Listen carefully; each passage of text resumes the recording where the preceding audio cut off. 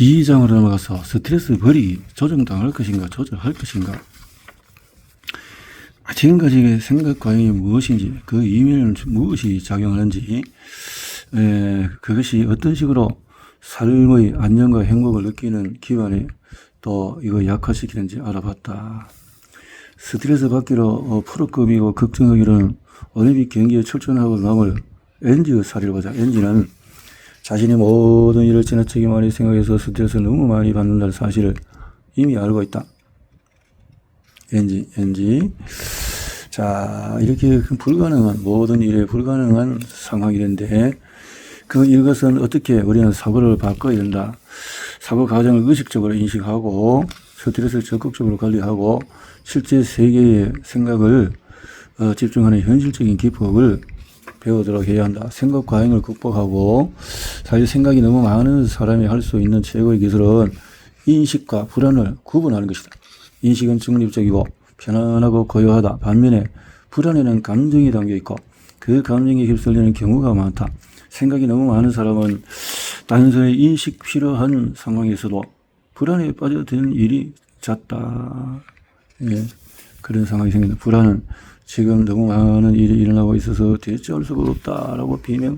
인식이란 것은 지금 많은 일이 일어나고 있는데 심장곡동이 빨라지고 어쩔 줄 몰라서 허둥지둥하고 있는데 머릿속에서 생각이 폭죽하는 것이 느껴지고 그런데 이렇게 그래서 불안을 유발하는 서사나 판단을 덧붙이지 말고 그저 인식해야 한다는 의미입니다. 인식을 하자. 빠지지 말자는 거죠. 폭풍우 속에 구명정을 띄우자. 이렇게 첫 번째 방법은 해피다. 의심스러울 정도로 단순하게 들릴 것이지만 해피를 해보자. 스트레스 해부를 두고 의무에서 도망치거나 진짜 문제를 부정하는 것이라 말할 수는 없고 불필요하고 해로운 스트레스에서 싫어하고 말하는 법을 배우는 과정일 뿐이다. 싫어. 스트레스. 나는 사회의 스트레스를 모두 배울 수는 없지만 일이 전개되는 방식에서 관여할 수가 있다.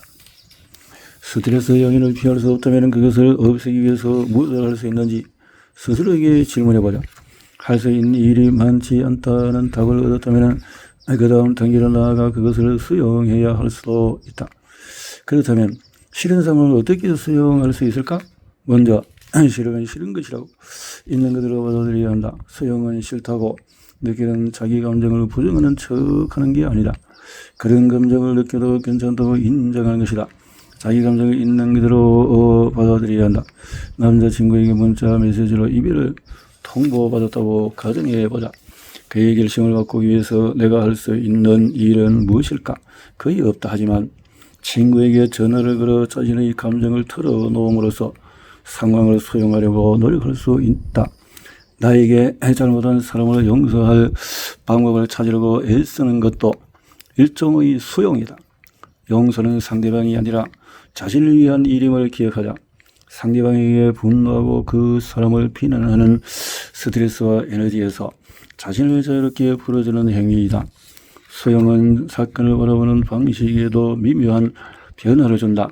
사건 자체는 바꿀 수는 없지만 예민해서 그것에 대해 말하는 방식과 사용하는 언어를 신경 쓸 수는 있다. 이를테면 이번에 들은 강좌 시험은 완전히 망쳐서 돈만 버린 셈이야. 공부를 더 열심히 해야 했는데 이렇게 바보 같다니 라는 말하는 대신에 몇 문제 실수해서 기분이 썩 좋지 않아. 하지만 이번 시험만으로 나라는 사람을 규정할 수는 없어. 실수해서 배우고 앞으로 나아가는 거야. 다음엔 더 잘할 수가 있어 라고 말하는 것이다. 수용은 일어난 일을 무작정 수긍하거나 좋게 생각해야 한다는 것이 아니다. 그 일을 바꾸려고 노력하지 말아야 한다는 것도 아니다.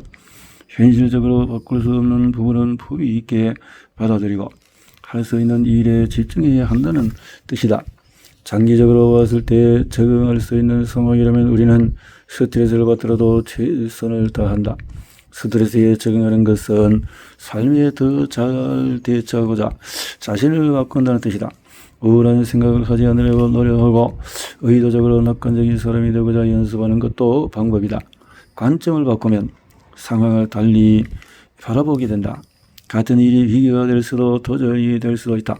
시련이 닥쳤을 때 자신에게 삶은 불공평해. 이번 일도 다른 일과 마찬가지로 나쁘게 끝나겠지? 라고 말할 때와 나는 강한 사람이야 라고 말할 때의 상황은 다르다. 스트레스에 적응하면 스스로 더 강해지는 방법을 찾게 되고 자연스럽게 자신에게 힘을 실어주는 세계관을 구축한다. 예를 들어 매일 감사하거나 운이 좋았다고 느끼는 일을 기록하는 습관이 생길 수가 있다. 지금까지 갈리포를 알아봤다. 갈리포, 현실적으로 모든 것이 불가능하다면 상황을 어느 정도 수용할 수가 있다. 끝으로 더 자신감 있고 자기 주장을 잘하는 사람이 되도록 노력에 도와해서 상황에 적응할 수 있다. 다른 사람들과 마찬가지로 자신에게도 말할 권리가 있다고 진심으로 믿는다면 미안하지만 내 말 아직 안 끝났어요 라고 자신있게 말하고 하던 말을 침착하게 이어갈 수가 있다. 쉽게 터지는 감정에 회복력을 더하기. 매일 겪는 스트레스를 더 잘 인식하기 위한 구체적인 방법 중에 한 가지는 스트레스를 모두 기록하는 것이다. 생각 가행에서 빠지면 한 번에 처리할 일이 100만 가지쯤 되는 것처럼 느껴져서 불안의 진짜 원인은 무엇인지 판단하기 힘들어진다. 일기를 쓸 때 다음과 같은 질문을 스스로 던질 수 있다. 다른 사람에게 어떤 도움을 받았는가? 감사할 만한 일은 뭔가? 내가 추구하는 궁극적인 가치 원칙은 뭔가? 자, 후회할 말을 내뱉기 전에 그 자리를 떠나서 흥분을 가라앉혀서 다행이었다. 그렇게 한 내가 자랑스럽다. 이 일의 좋은 점을 한 가지 꼽자면은 우리가 몇 년 전에 진작 나누어야 할 어려운 대화를 마침내 하고 있다는 것이다. 스트레스를 받는 생각을 단순히 고흡시키면 하는 것이 아니라 반체로 활용해서 문제를 해결하는 것이다.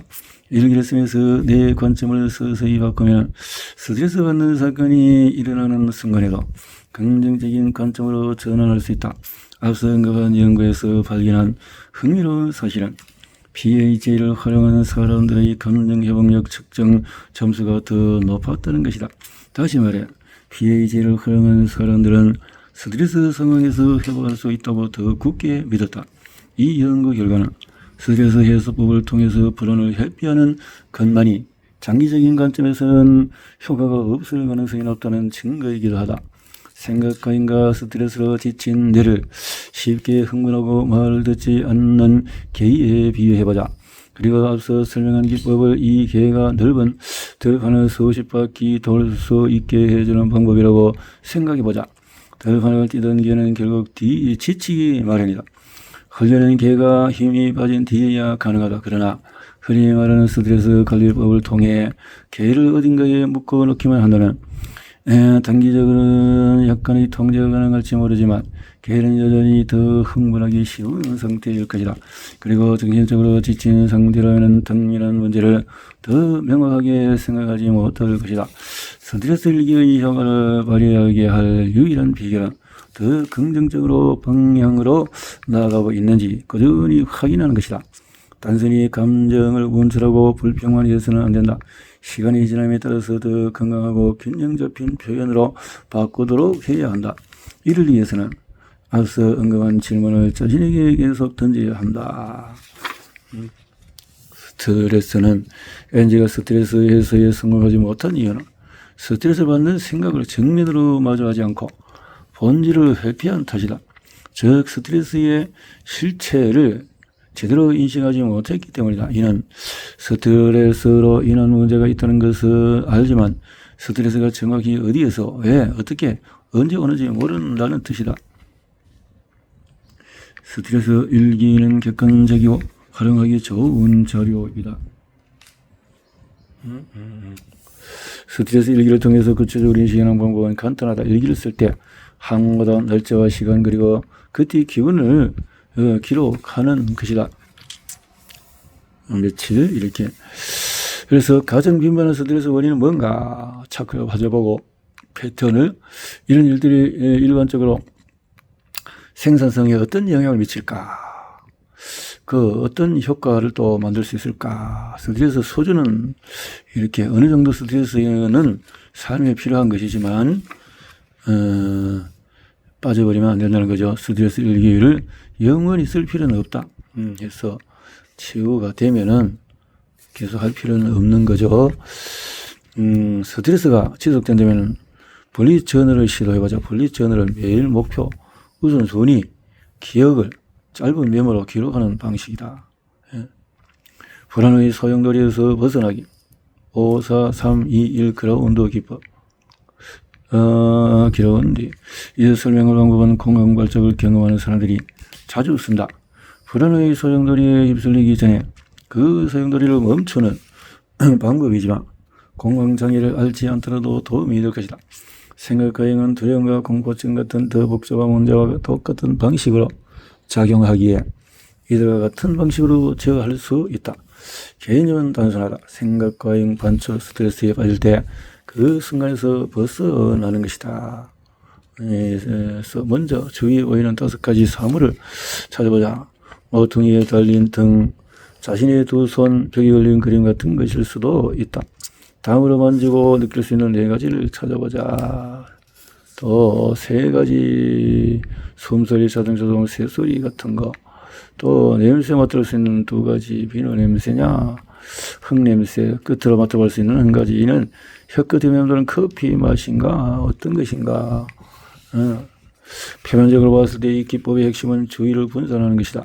감각이 활성화되는 동안에 뇌는 끝없이 반추하는 대신에 다른 무언가를 하게 되고 자연스럽게 과잉된 생각을 멈춘다. 과잉된 생각, 이렇게 생각해보자. 인식은 생각을 하든 감각을 통해서 현재 순간에 몰입하든 한 번이 하나만 할 수 있다고. 감각을 활용해서 인식을 현재에 묶어버리면 그와 동시에 머릿속에서 불안에 또 사로잡힌 생각이 폭주하기는 힘들어진다. 휘발유에는 몸을 실제로 땅에 접촉하면 기분이 나아지는 내 탁월한 효과가 있다는 사실을 실험을 통해 알아내었다. 나와 문제는 다른 존재다. 이야기 치료와 외면이다. 마지막으로 살펴볼 기법은 이야기 치료다. 이야기. 앞서 살펴봤듯이 불안을 극복하는 데 가장 중요한 정신 모형을 우리는 외면화를 통해서 문제를 밖으로 꺼낸다. 문제가 있는 것은 잘못되었거나 나쁜 것이 아니다. 그 일로 자신을 판단하거나 비난하면 안 되는 이유이다. 우리의 삶이 영화라면 어떤 장르에 속하는가? 그 안에서 자신이 늘 맡는 역할은 무엇이고 이야기는 어떻게 전개되는가? 다시 외면화로 들어가 보자. 스트레스 일기를 활용한다. 그리고 시각화와 심상을 활용하고 원한다면 창의력을 발휘해서 외면할 수도 있다. 그리고 요점을 정리하면 생각하는 게 무엇인지 파악한 뒤에 그것을 방지하는 방법을 알고 가장 먼저 할 것은 스트레스 관리법을 알고 또 널리 쓰이는 다른 기법은 스트레스 일기를 쓰고 마지막으로 5, 3, 4, 2, 1 그라운딩 기법이라고 보는 건데 공황 발작을 막는 데 매우 효과적으로 5가지 감각기관을 모두 동원. 그래서 공황이 시작된 느낌이 들면 주변에서 눈으로 볼 수 있는 5가지, 또 만질 수 있는 4가지, 냄새 맡을 수 있는 3가지, 들을 수 있는 2가지, 맛볼 수 있는 1가지를 찾아서 감각에 집중함으로써 생각 과잉에 빠진 뇌의 주의를 돌릴 수가 있다.